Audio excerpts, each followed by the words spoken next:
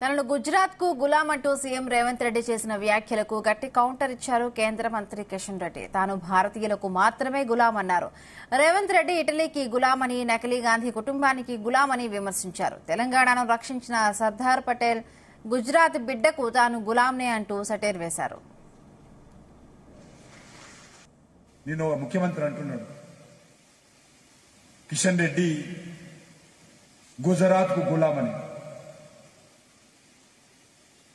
నేను ఎవరికి గులామును కాదు, భారతీయులకు మాత్రమే గులామును. ముఖ్యమంత్రి గారు గుర్తుపెట్టుకోవాలి.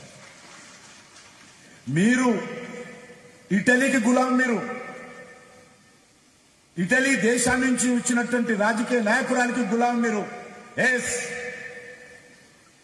మేము నా తెలంగాణను రక్షించినటువంటి సర్దార్ వల్లభాయ్ పటేల్ గుజరాత్ బిడ్డ.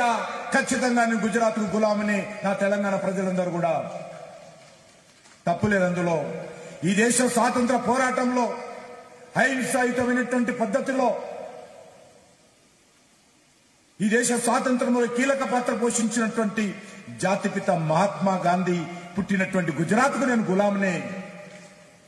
ఈ దేశంలో 25 కోట్ల మంది ప్రజలను దారిద్ర్య రేఖకు దిగువ నుంచి బయటకు తీసుకొచ్చినటువంటి నరేంద్ర మోడీ గారు పుట్టినటువంటి గుజరాత్ కు నేను గులాంనే.